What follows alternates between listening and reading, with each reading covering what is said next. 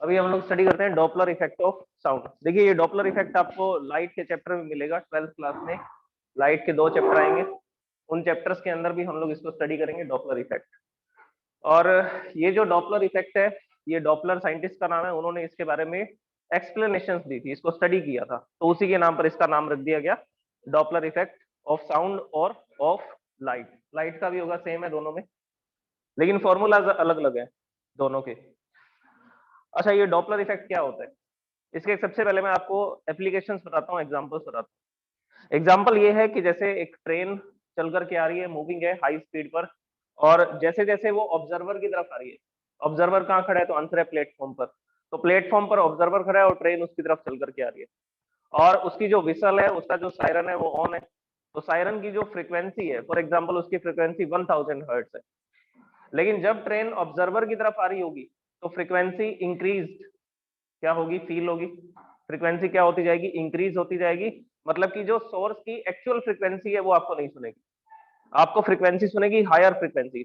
हो सकता है 1010 हर्ट्ज की सुनाई दे, 10 हर्ट्ज की फ्रीक्वेंसी इंक्रीज हो जाए, ठीक है। और इसी तरह से जब वो ट्रेन ऑब्जर्वर से दूर जा रही होगी, वो प्लेटफॉर्म पर खड़ा था, ट्रेन प्लेटफॉर्म पर रुकी नहीं और प्लेटफॉर्म को क्रॉस करते हुए आगे जा रही है, तो वो ऑब्जर्वर से कैसा जा रही होगी? दूर जा रही होगी। तो उस केस में क्या होगा? उसको एपरेंट फ्रीक्वेंसी, एपरेंट फ्रीक्वेंसी का मतलब है कि जो फ्रीक्वेंसी उसको सुनाई देगी, जो फ्रीक्वेंसी वो एक्सपीरियंस करेगा, उसको एपरेंट फ्रीक्वेंसी बोलेंगे।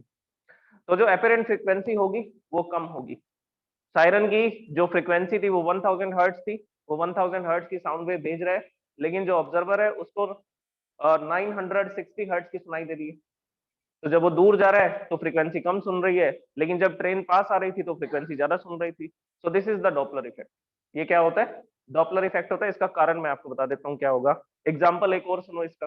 जैसे कि एक फैक्ट्री के अंदर सायरन, सुना होगा आपने, फैक्ट्रीज के अंदर, इंडस्ट्रियल एरिया के अंदर फैक्ट्रीज होती हैं, उसमें सायरन होता है। तो वो सायरन बजाते हैं, वो टाइमिंग्स होती हैं कि 2 घंटे बाद, 3 घंटे बाद वो सायरन बजते हैं। एनीवेज वो सायरन बज रहा था और हम लोग कार पर है, और कार जो है वो फैक्ट्री की तरफ जा रही है। तो बताइए फ्रीक्वेंसी का क्या होगा? इंक्रीज या डिक्रीज? इंक्रीज होगी। सायरन 200, सॉरी 200 नहीं, 2000 हर्ट्ज की फ्रीक्वेंसी से वाइब्रेट कर रहा है, वो 2000 हर्ट्ज की साउंड वेव निकाल रहा है हमें, लेकिन हमें फ्रीक्वेंसी 2050 हर्ट्ज सुनाई दे रही है, ज्यादा सुन रही है। और अगर हम उस फैक्ट्री से दूर जा रहे होंगे तो फ्रीक्वेंसी कम होती जाएगी, फ्रीक्वेंसी डिक्रीज होगी। तो एपरेंट फ्रीक्वेंसी एक्चुअल फ्रीक्वेंसी से अलग होगी। So this is Doppler effect. मैं फ्रीक्वेंसी की बात कर रहा हूँ, फिर से मैं आपको एक्सप्लेन कर दूं। मैं फ्रीक्वेंसी की बात कर रहा हूँ, इंटेंसिटी की बात नहीं कर रहा। आप शायद इसको गलत वे में समझ रहे होंगे, आप सोच रहे होंगे कि ट्रेन जैसे जैसे पास आती है उसकी आवाज बढ़ जाती है। मैं आवाज बढ़ने की बात नहीं कर रहा, उसको इंटेंसिटी बोलते हैं। उसको क्या बोलते हैं? उसको इंटेंसिटी बोलते हैं। मैं फ्रीक्वेंसी की बात कर रहा हूँ। अगर फ्रीक्वेंसी ज्यादा होगी तो साउंड श्रिल होगी, श्रिल होगी, उसको हाई पिच साउंड बोलते हैं। जो हाई फ्रीक्वेंसी की साउंड्स होती हैं उनको क्या बोलते हैं? High pitch sound. पिच होती है, पिच का मतलब फ्रीक्वेंसी से रिलेशन होता है। अगर हाई पिच है तो हाई फ्रीक्वेंसी है, अगर लो पिच है तो मतलब लो फ्रीक्वेंसी की साउंड है, हैवी साउंड है। तो अगर फ्रीक्वेंसी बढ़ेगी तो उस हॉर्न की, उस सायरन की जो साउंड आपको सुनाई दे रही है वो श्रिल हो जाएगी, और अगर उसकी फ्रीक्वेंसी कम होगी तो उसकी जो साउंड है वो आपको हैवी सुनाई देगी। जैसे कि अमिताभ बच्चन की वॉइस हैवी है, तो मतलब उसके जो वोकल कॉर्ड्स हैं वो लो फ्रीक्वेंसी से वाइब्रेट करते हैं, वो लो फ्रीक्वेंसी की साउंड है, हैवी साउंड है। जो मेंस होते हैं उनके वोकल कॉर्ड्स की फ्रीक्वेंसी कम होती है, ठीक है, तो इसीलिए हैवी साउंड आती है। और लड़कियों की बोलने की फ्रीक्वेंसी ज्यादा होती है। वोकल कॉर्ड्स हाई एम्पलीट्यूड से, सॉरी हाई एम्पलीट्यूड से नहीं, हाई फ्रीक्वेंसी से वाइब्रेट करते हैं, फ्रीक्वेंसी ज्यादा होती है। फ्रीक्वेंसी ज्यादा होने की वजह से इनकी जो साउंड होती है वो श्रिल होती है, कानों में चुभती है थोड़ी, ऐसा होता है। तो ठीक है, तो ये हैवी साउंड होती है और श्रिल साउंड होती है। तो श्रिल का मतलब समझ आ गया आपको? Shrill is high frequency sound, या आप इसको बोल सकते हैं हाई पिच साउंड। और हैवी साउंड को क्या बोलेंगे? लो फ्रीक्वेंसी की साउंड होगी और लो पिच की साउंड होगी। तो मैं इस पिच की बात कर रहा हूँ, मैं इंटेंसिटी की बात नहीं कर रहा। इंटेंसिटी क्या होता है? जैसे कि हम लोग स्पीकर यूज करते हैं, स्पीकर में 3 नॉब्स बने होते हैं। एक नॉब होता है वॉल्यूम का, तो वॉल्यूम बढ़ाने से लाउडनेस बढ़ती है, वॉल्यूम इंक्रीज करने से क्या हो जाएगी? लाउडनेस बढ़ जाएगी, मतलब इंटेंसिटी बढ़ जाएगी। पर सेकंड जो एनर्जी आ रही थी अब ज्यादा आएगी, ठीक है। पहले वॉल्यूम 1 पर थी, अब आपने वॉल्यूम 10 पर कर दी, तो वो लाउड सुनेगा, आवाज बढ़ जाएगी। अब उसके बाद उसमें एक नॉब और होती है, ट्रेबल लिखा होता है जिस पर, ठीक है, वो ट्रेबल का क्या मतलब होता है? ट्रेबल का मतलब होता है कि आप सिर्फ वो वाली साउंड सुनना चाहते हैं जिसकी फ्रीक्वेंसी ज्यादा है। अब उसमें आप लोग सॉन्ग सुन रहे हैं, सॉन्ग में गिटार की आवाज आ रही है, तो गिटार की फ्रीक्वेंसी ज्यादा होती है, तो आप जैसे ही ट्रेबल को इंक्रीज करते हैं तो आपको सिर्फ हाई फ्रीक्वेंसी की साउंड ज्यादा सुनाई देंगी। किसकी लाउडनेस बढ़ जाएगी? सब तरह की साउंड की लाउडनेस बढ़ेगी या सिर्फ हाई फ्रीक्वेंसी वाले की? तो आंसर है सिर्फ हाई फ्रीक्वेंसी वाली साउंड आपको ज्यादा सुनाई देगी फिर। और अगर आप बेस इंक्रीज करेंगे, अगर आप बेस इंक्रीज करेंगे तो बेस इंक्रीज करने से आपको लो फ्रीक्वेंसी की साउंड ज्यादा सुनाई देगी। वो धमक बढ़ जाती है ना, तो उसमें जो तबले की साउंड होती है, उसमें जो ढोलक की साउंड होती है, वो इंक्रीज हो जाती है। वो इंक्रीज होने का मतलब है कि लो फ्रीक्वेंसी की साउंड का लाउडनेस इंक्रीज हो चुका है, तो आपको लो फ्रीक्वेंसी की साउंड ज्यादा सुनाई देगी उस सॉन्ग के अंदर। ओके, तो ये 3-4 पॉइंट्स हैं, ये आपको याद रखते हैं। एनीवेज, हम तो डॉपलर इफेक्ट की बात कर रहे हैं, तो आपको सिर्फ फ्रीक्वेंसी से बात करनी है कि फ्रीक्वेंसी इंक्रीज होगी या डिक्रीज होगी, उसी को डॉपलर इफेक्ट बोला जाएगा। अच्छा, एक डायग्राम से भी मैं इसको एक्सप्लेन करने की कोशिश करता हूँ। जैसे ये सोर्स है, ये सोर्स अभी स्टेशनरी है। अगर ये स्टेशनरी है तो मैंने आपको पीपीटी में इस तरह की एक वेव दिखाई थी क्या? ऐसा मीडियम के अंदर पार्टिकल्स वाइब्रेट कर रहे थे और वेव किस तरफ? चारों डायरेक्शंस में आगे जा रही थी क्या?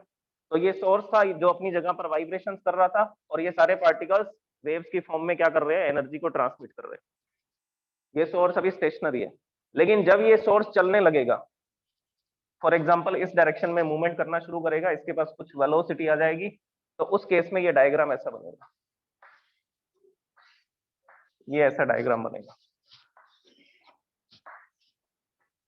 तो अगर ऑब्जर्वर यहां पर खड़ा है तो इस केस में इसको हाई फ्रीक्वेंसी सुनाई देगी। आपको दिख ही रहा है यहाँ पर, ये वाली साउंड वेव में देखो क्या है, इस साउंड वेव के अंदर अगर मैं वेव क्रिएट करूं तो ये जो लाइन है ये क्रस्ट को बता रही है, और जहां पर ये लाइन नहीं ड्रॉ की है वो ट्रफ को बता रही है। तो इस जगह पर क्रस्ट बनेगा, इस जगह पर ट्रफ बनेगा, फिर क्रस्ट बनेगा, फिर ट्रफ बनेगा, ये होगा। और इस केस में ये वाली साउंड बनेगी। अब आप देख लो क्या चेंज हो रही है, फ्रीक्वेंसी इंक्रीज हो गई है। उसका कारण ये है, एक डायग्राम और देखिए इसका। ये जो ऑब्जर्वर है ये अभी इस जगह पर है, और ये हमारा सोर्स है। सोर्स, आप इसको लिसनर भी बोल सकते हैं, या हम लोग इसको ऑब्जर्वर भी बोल सकते हैं। ओके, तो सोर्स से ये साउंड वेव ऐसा प्रोड्यूस हो रही है और इस लिसनर के पास ऐसा जा रही है। लेकिन जब ये सोर्स ट्रेवल करेगा इस डायरेक्शन में, एक स्पीकर लेकर के हम भाग रहे हैं किसकी तरफ? लिसनर की तरफ। जैसा कि मैंने आपको ट्रेन का एग्जांपल बताया, तो ट्रेन के ऊपर जो विसल लगी हुई है, जो हॉर्न लगा हुआ है, जो सायरन लगा हुआ है, वो सोर्स है। और ट्रेन अगर चल करके आ रही है तो सोर्स भी इसी डायरेक्शन में आ रहा होगा। तो उस केस में क्या होगा? अब इसके पास कितने क्रस्ट पहुंचने वाले थे? 4, 4 क्रस्ट पहुंचने वाले थे। लेकिन जब ये सोर्स इस डायरेक्शन में ट्रेवल करेगा तो इसके पास क्रस्ट का नंबर कैसा हो जाएगा? इंक्रीज हो जाएगा, बढ़ जाएगा। तो जो क्रस्ट यहां से चलना शुरू किया था और कुछ 1 सेकंड बाद यहां पर पहुंचता, लेकिन इतनी ही देर में कौन आगे आ गया? इतनी ही देर में सोर्स आगे आ गया। तो 5 क्रस्ट पहुंचने वाले थे, और 5 के साथ अब 2 एक्स्ट्रा और पहुंच रहे हैं, क्योंकि ये सोर्स इतना आगे आ चुका है। तो अब क्या कम हो चुकी है? अब डिस्टेंस कम हो चुकी है। तो इसमें एक्चुअल में क्या होता है, इसमें नंबर ऑफ कंप्रेशन और नंबर ऑफ रेयरफेक्शन इंक्रीज हो जाता है। अब मैं ऑब्जर्वर हूं, अगर मेरी तरफ ट्रेन आ रही है तो ट्रेन का सायरन जितने भी कंप्रेशन रेयरफेक्शन प्रोड्यूस कर रहा है, उससे मेरे को ज्यादा कंप्रेशन रेयरफेक्शन मेरे तक पहुंचेंगे, इसलिए हमें क्या सुनेगी? High frequency सुनेगी। तो ये इसका इफेक्ट होगा। एनीवेज, तो ये रिलेटिव मोशन होगा। इसमें ऐसा भी हो सकता है कि सोर्स स्टेशनरी हो और कौन चल करके आए? लिसनर मूवमेंट कर रहा हो। तो रिलेटिव मोशन में बात करेंगे हम हमेशा। रिलेटिव मोशन आपने स्टडी की है, तो उसी के रिस्पेक्ट में हम लोग इसकी डेफिनेशन लिखेंगे, और फिर मैं आपको इसका फॉर्मूला बताता हूँ। फॉर्मूला के जो क्वेश्चंस हैं वो कैसे सॉल्व कर रहे हैं उनको डिस्कस करते हैं। और ये नीट और आईआईटी के हिसाब से बहुत इंपॉर्टेंट टॉपिक है। इसके क्वेश्चंस आपको, आप पिछले साल के पेपर उठा करके देख लीजिए, उनमें आपको जरूर मिलेंगे। नीट और आईआईटी के अंदर इसके क्वेश्चंस डॉपलर इफेक्ट के। तो देखिए, पहले मैं इसको डॉपलर इफेक्ट की डेफिनेशन लिखता हूँ।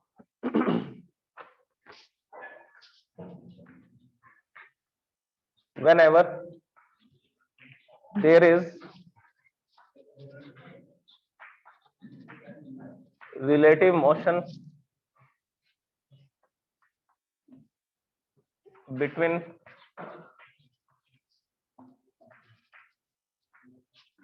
source of sound and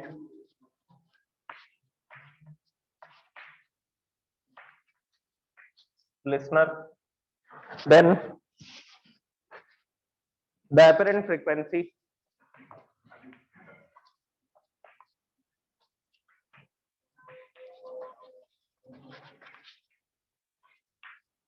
is different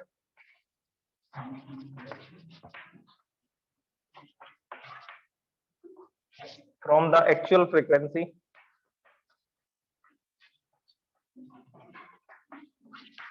of the source. The apparent frequency is different from the actual frequency of the source.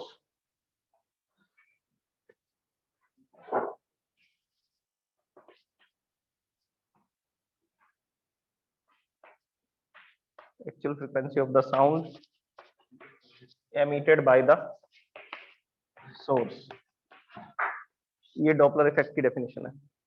Clearly इसमें लिखा हुआ है कि जब भी रिलेटिव मोशन होगा किसके बीच में, सोर्स ऑफ साउंड, या तो सोर्स चल रहा होगा या लिसनर, या ऐसा भी हो सकता है दोनों एक दूसरे की तरफ चल रहे हो या दोनों एक दूसरे से दूर जा रहे हो। The apparent frequency, apparent frequency मतलब हम जो एक्सपीरियंस करेंगे वो फ्रीक्वेंसी कैसी होगी, डिफरेंट होगी किससे, actual frequency of sound emitted by the source. Source जितनी फ्रीक्वेंसी की साउंड वेव एमिट कर रहा है, हमें उससे डिफरेंट फ्रीक्वेंसी सुनाई देगी और उस फ्रीक्वेंसी को हम लोग क्या नाम देंगे, उस फ्रीक्वेंसी को हम लोग एपरेंट फ्रीक्वेंसी बोलेंगे।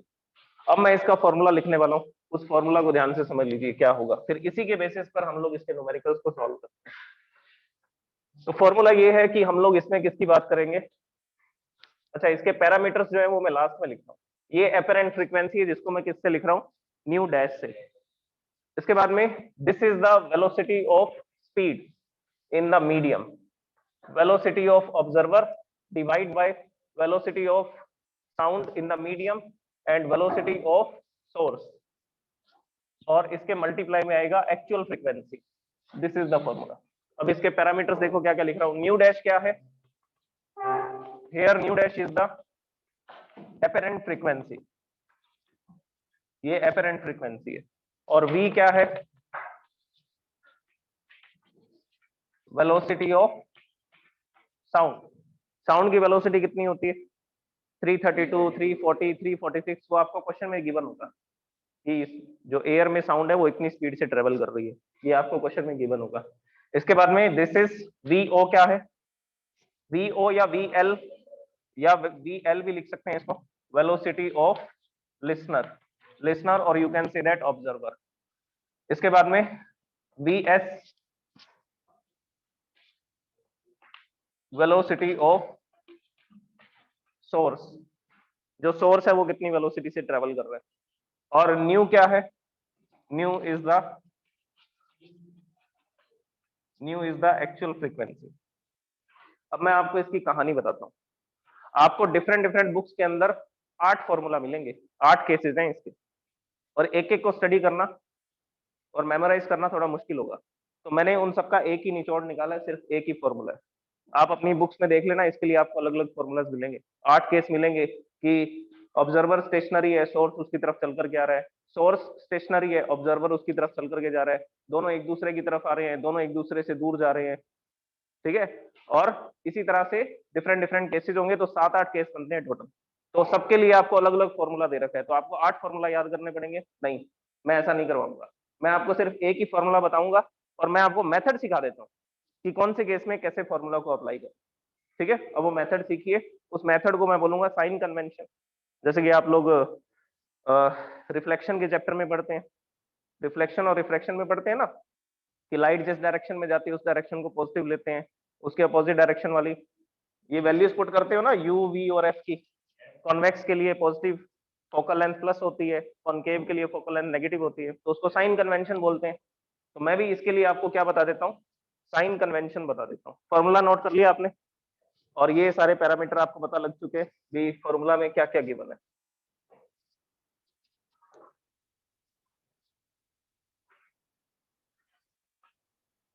साइन कन्वेंशन में सुनिए,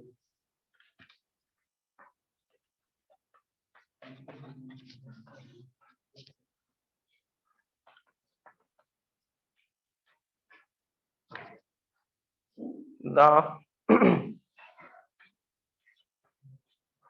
direction of sound,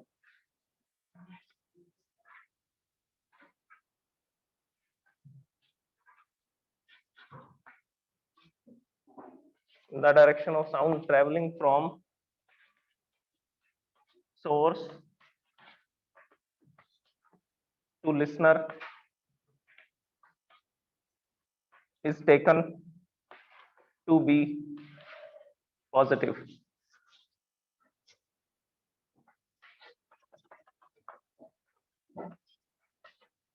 The direction opposite to it taken to be negative. बस कहानी खत्म। 8 फॉर्मूला याद करने की जरूरत नहीं है, 2 लाइनों में हमने इसको समेट दिया। देखो सबसे पहली बात मैंने क्या लिखी, सबसे पहला मैंने ये लिखा the direction of sound travelling. Sound किस डायरेक्शन में ट्रेवल करेगी ये आपको कैसे पता करना है, ये आपको पता करना है सोर्स से लिसनर की तरफ। अब मैं डिफरेंट डिफरेंट आपको केसेस बताता हूँ, सुनिए। जैसे कि ये एक इंजन है और इसके ऊपर ये सायरन लगा हुआ है और ये इस डायरेक्शन में आगे जा रहा है, it is moving in this direction, so this is source, ये सोर्स है। और ऑब्जर्वर यहाँ पर, ये ऑब्जर्वर है, ऑब्जर्वर यहाँ पर कैसा है, ये अभी स्टेशनरी है, ये अभी मूव नहीं कर रहा।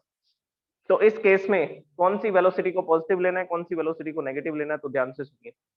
अब साउंड किस डायरेक्शन में ट्रेवल कर रही है, आपको ये डिसाइड करना है कि सोर्स यहाँ पर है, ऑब्जर्वर जिस डायरेक्शन में होगा उसी डायरेक्शन में तो उसको साउंड सुनाई देगी। तो इस डायरेक्शन में साउंड ट्रेवल कर रही है, ये डायरेक्शन को आपको क्या मान लेना है, पॉजिटिव मान लेना है। अब ट्रेन भी इसी डायरेक्शन में जा रही है क्या, ट्रेन भी इसी डायरेक्शन में जा रही है, तो वो वेलोसिटी किसकी हो जाएगी, सोर्स की। तो सोर्स की वेलोसिटी कैसी लेनी है आपको इस डायग्राम में, जो सोर्स की वेलोसिटी है वो भी क्या होगी, पॉजिटिव होगी, because it is moving in the direction of the sound, ये साउंड की डायरेक्शन में जा रही है। अच्छा, अगर ये ऑब्जर्वर स्टेशनरी नहीं है और ये किस तरफ आ रहा है, ट्रेन उसकी तरफ आ रही है और वो ट्रेन की तरफ भाग रहा है, तो दोनों एक दूसरे की तरफ जा रहे हैं, रिलेटिव मोशन हो रहा है। इस केस में आप बताइए वेलोसिटी ऑफ ऑब्जर्वर क्या लिखूंगा मैं, पॉजिटिव और नेगेटिव, नेगेटिव। ये डायरेक्शन पॉजिटिव है, ये किस डायरेक्शन में जा रहा है, इसी डायरेक्शन में जा रहा है क्या, या इसके अपोजिट डायरेक्शन में, इसके अपोजिट डायरेक्शन में जा रहा है। तो जो भी आपको क्वेश्चन में इसकी वैल्यू दी होगी उसको आप कैसा इंटरप्रेट करेंगे, नेगेटिव वैल्यू से। अच्छा अब देखो मैं केस चेंज करता हूँ, ट्रेन इस डायरेक्शन में आ रही है, या ट्रेन नहीं, एक पुलिस की जीप आ रही है इसी डायरेक्शन में, जिसके ऊपर सायरन लगा हुआ है और सायरन बज रहा है, ऑपरेट किया जा रहा है उसको। तो साउंड इस डायरेक्शन में ट्रेवल कर रही है और ये जो चोर है, जो ऑब्जर्वर है, वो इसी डायरेक्शन में भाग रहा है। अब क्या होगा, अब आपको क्या करना है, साउंड की डायरेक्शन ये होगी, ये सोर्स है, ये ऑब्जर्वर है, तो सोर्स से ऑब्जर्वर की तरफ साउंड जाएगी, ये पॉजिटिव डायरेक्शन। सोर्स इस डायरेक्शन में जा रहा है, इसकी जो भी वैल्यू दी होगी, वो जीप 100 किलोमीटर/आवर से ट्रेवल कर रही है, तो उसकी वैल्यू को हम लिखेंगे +100, ठीक है। और ऑब्जर्वर की वैल्यू को क्या लिखूंगा मैं, पॉजिटिव या नेगेटिव, इसको आप पॉजिटिव ही लिखेंगे क्योंकि ये किस डायरेक्शन में जा रहा है, पॉजिटिव डायरेक्शन में। अगर ये पॉजिटिव डायरेक्शन में जा रहा है तो हम इसकी वैल्यू को इसमें न्यूमेरिकल में सॉल्व करने के लिए फॉर्मूला के अंदर इसको पॉजिटिव वैल्यू पुट करेंगे, समझ आ गया। अच्छा अब इसमें हम लोग एक और केस ले सकते हैं। अभी मैंने आपको बताया था कि जो ऑब्जर्वर है वो प्लेटफॉर्म पर खड़ा है और ट्रेन उसको क्रॉस करके जा रही है, तो इस केस में हम थोड़ा इसको चेंज करते हैं। ये ऑब्जर्वर है, ये अभी रेस्ट में है, स्टेशनरी है ऑब्जर्वर। इसके बाद में जो ट्रेन है वो इसको क्रॉस करके इस डायरेक्शन में आगे बढ़ रही है, ये इसकी डायरेक्शन है। अब आप बताइए, ये सोर्स है, साउंड की डायरेक्शन बताइए कौन सी है।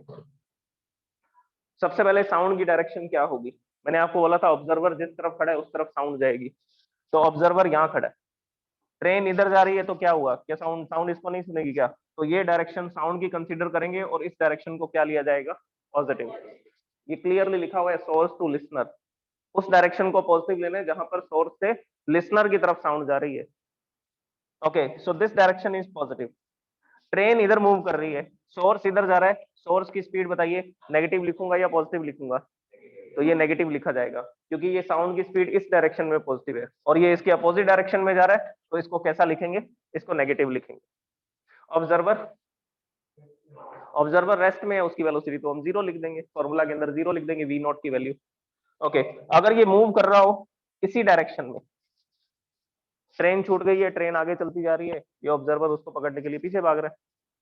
केस आगे ये वाला, दोनों एक ही डायरेक्शन में जा रहे हैं। अब आप बताइए, ऑब्जर्वर की जो वेलोसिटी होगी उस वेलोसिटी को भी इसमें वैल्यू जब पुट करेंगे तो वी नॉट की वैल्यू नेगेटिव पुट करेंगे। ठीक है, क्यों पुट करेंगे समझ में आ गया? क्योंकि ये साउंड के अपोजिट डायरेक्शन में दौड़ रहा है, तो इसलिए इसकी वैल्यू नेगेटिव आएगी। अच्छा, अगर ये अपोजिट डायरेक्शन में जा रहा हो तो ये सोचता है वो ट्रेन तो निकल गई, दूसरी आ रही है, उसको पकड़ता हूं। ठीक है, तो क्या होगा, ये साउंड इस डायरेक्शन में ट्रेवल करेगी, ये ऑब्जर्वर है, तो सोर्स से ऑब्जर्वर की तरफ साउंड जा रही है, दिस इज पॉजिटिव डायरेक्शन, और ये अभी रेस्ट में नहीं है, इधर मूव कर रहा है, इससे दूर जा रहा है। तो अगर ऑब्जर्वर इस डायरेक्शन में जा रहा है तो ये डायरेक्शन तो पॉजिटिव डायरेक्शन है, तब हम ऑब्जर्वर की वेलोसिटी को पॉजिटिव लिखेंगे और सोर्स की वेलोसिटी तो अभी भी नेगेटिव रहेगी। क्यों रहेगी? Because it is in the opposite direction of the sound. ये लिखा हुआ, साउंड की अपोजिट डायरेक्शन को कैसा लेना है आपको? नेगेटिव लेना है। समझ आ गया? अब हम न्यूमेरिकल सॉल्व करते हैं। एक न्यूमेरिकल मैं सॉल्व करता हूँ जिसमें मैं आपको दोनों केस बता दूंगा, जब ऑब्जर्वर पास आ रहा है, दूर जा रहा है, दोनों एक्सप्लेन कर देता हूँ, फिर आगे की कैलकुलेशन आप देखेंगे। ये नोट कर रहे हो क्या आप लोग? फॉर्मूला रब नहीं कर रहा। ये पॉइंट्स अगर आप नोट करना चाहते हैं तो कर लीजिए, इंटरेस्टिंग न्यूमेरिकल्स हैं ऐसे। So now we are going to write the first question of the Doppler effect.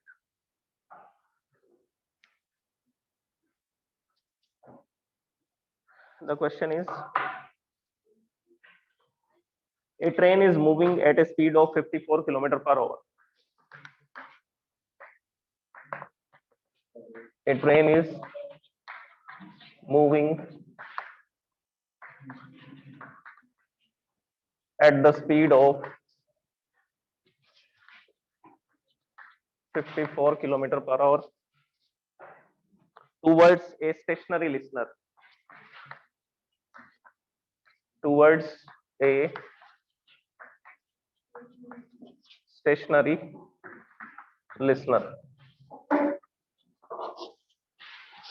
Towards a stationary listener. While moving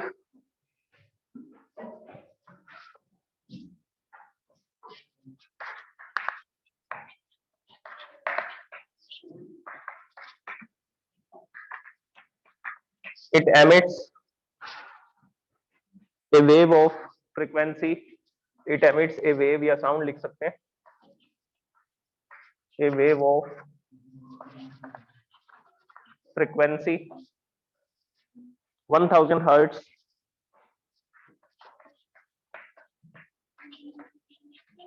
from siren.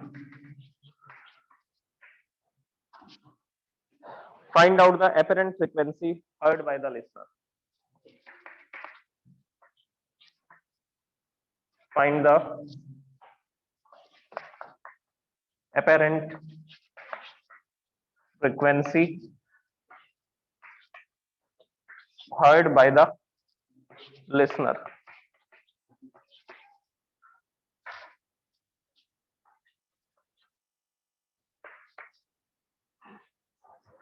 First case, दो केस हैं इसमें. When train is moving towards the listener.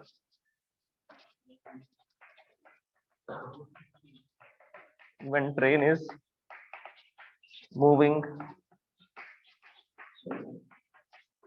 towards the listener. Second,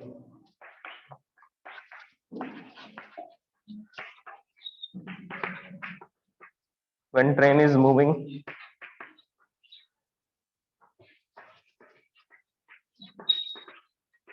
away from the listener.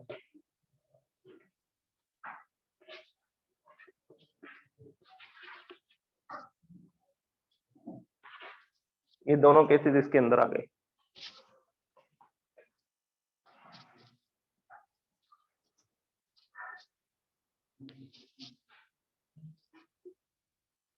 इसको आप diagram बना करके solve करेंगे ना तो इजी रहेगा. वो डायग्राम आपको जहां पर आप आंसर लिख रहे हैं वहां मत करो, ये आपका रफ वर्क होगा. ठीक है, अब देखो मैं पहले फर्स्ट केस एक्सप्लेन करता हूँ. सुनो इसको कैसे सॉल्व करेंगे. केस फर्स्ट है when train is moving towards the listener, train towards the listener.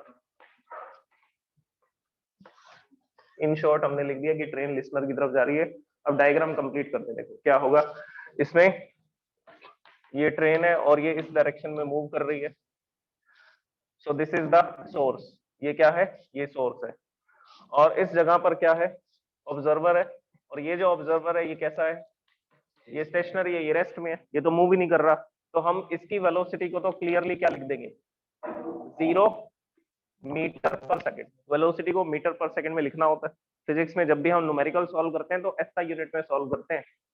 और यहाँ पर आपको सोर्स की वेलोसिटी बता रखी है 54 kilometre per hour. 54 kilometre per hour को हम लोग मीटर पर सेकंड में कन्वर्ट कर लेंगे। So velocity of the source is 54 kilometre per hour.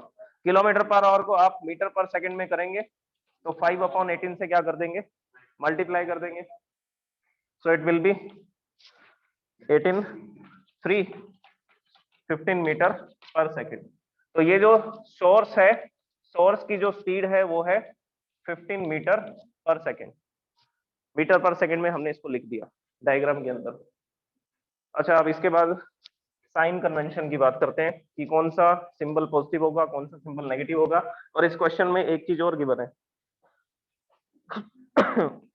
Velocity.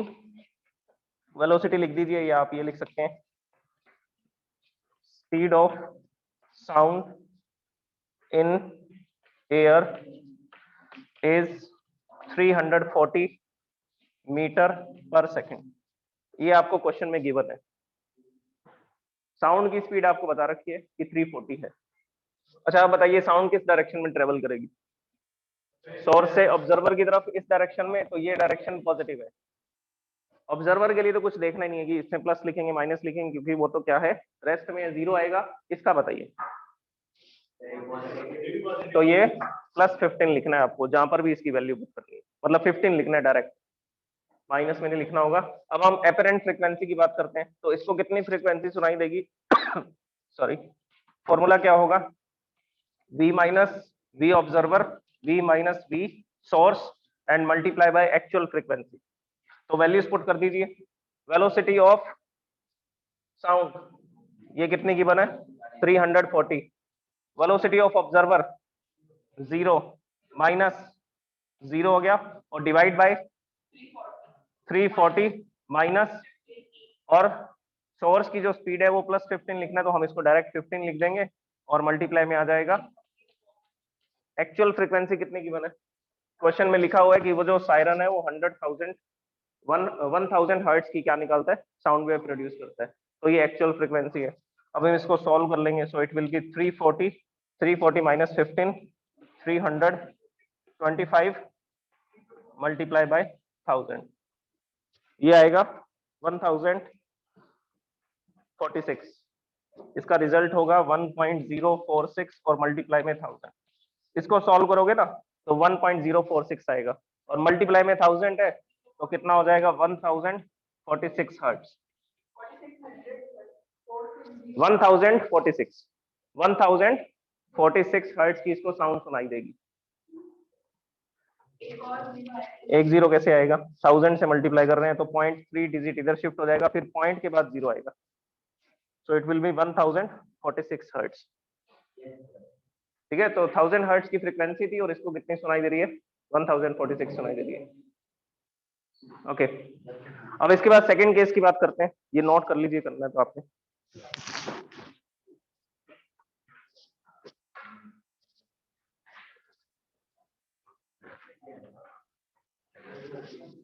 Second case में देखते हैं।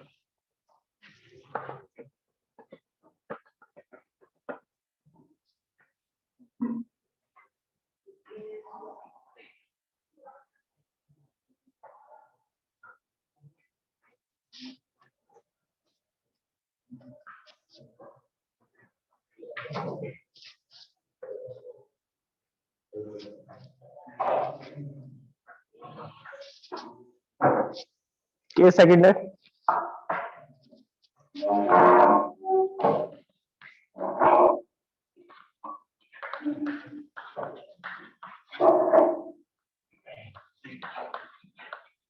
Moving away from listener. Diagram देखिए क्या होगा, यहाँ पर ऑब्जर्वर होगा, दिस इज ऑब्जर्वर, और ये कैसा है, ये रेस्ट में, अगर ये रेस्ट में है तो हमने इसके लिए क्लियरली लिख दिया velocity of observer is 0 metre per second, और ट्रेन इससे दूर जा रही है, तो ये जो ट्रेन है इस डायरेक्शन में जा रही है तभी तो दूर जाएगी, वो प्लेटफॉर्म पर खड़ा है और उसको क्रॉस करके दूर जा रही है, तो हम लोग इसको लिखेंगे ये सोर्स है। सोर्स की स्पीड बताइए क्या है, 15 metre per second, kilometre per hour में गिवन था तो उसको मीटर पर सेकेंड में लिखा हमने। अच्छा, इसके बाद अब आप पहले मेरे को ये बताइए कि साउंड की डायरेक्शन क्या होगी, साउंड किस डायरेक्शन में ट्रेवल करेगी, सोर्स से ऑब्जर्वर की तरफ, तो ऑब्जर्वर यहाँ खड़ा है, सोर्स से ऑब्जर्वर की तरफ साउंड आ रही है, ये पॉजिटिव डायरेक्शन है, ये किस डायरेक्शन में जा रहा है, पॉजिटिव डायरेक्शन में या नेगेटिव डायरेक्शन में, तो ये नेगेटिव डायरेक्शन में जा रहा है, इसलिए इसको लिखेंगे -15 मीटर पर सेकेंड। बस अब सॉल्व करते हैं, एपरेंट फ्रीक्वेंसी निकालते हैं, इसको मैं न्यू डबल डैश से लिख देता हूँ, क्योंकि वो फ्रीक्वेंसी तब सुनाई देगी जब ट्रेन पास आ रही होगी, और ये फ्रीक्वेंसी तब सुनाई देगी जब ट्रेन दूर जा रही होगी।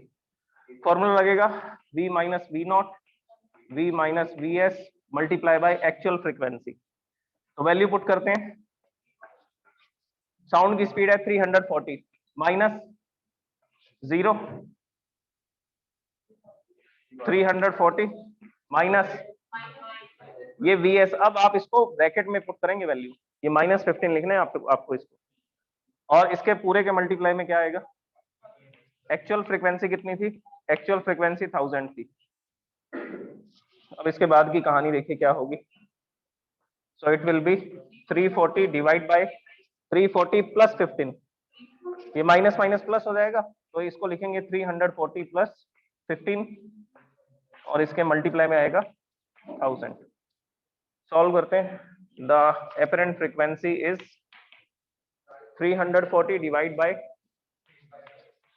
355 मल्टीप्लाई बाय 1000, इसको सॉल्व करेंगे तो 957 और 5 मल्टीप्लाई बाय 1000 आएगा,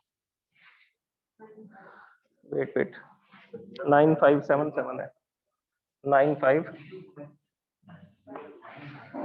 ये 0 पॉइंट आएगा, 0.9577 आएगा, इसको आप सॉल्व करेंगे, इसको डिवाइड करेंगे तो इसका सॉल्यूशन लिखा मैंने ये, और मल्टीप्लाई में क्या आएगा 1000, तो 1000 से आप जैसे ही मल्टीप्लाई करोगे सो it will B 957.7 hertz. This is the apparent frequency when train is moving away from the listener। तो जब ट्रेन दूर जा रही होगी तो अब उसको ये फ्रीक्वेंसी सुनाई देगी, एक्चुअल फ्रीक्वेंसी थी 1000, तो 1000 से कम सुनेगी, तो ये हुआ एक क्वेश्चन। अब इसी तरह से नेक्स्ट क्वेश्चन देखते हैं, वो आप लोग लिखेंगे, लिखो क्वेश्चन लिखो।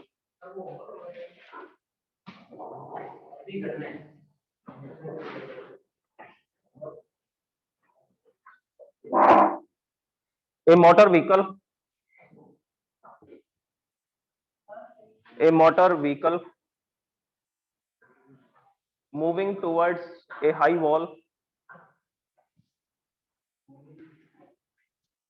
a motor vehicle is moving towards a high wall, ऊंची दीवार है सामने, with velocity of moving towards a high wall with velocity of 72 kilometer per hour.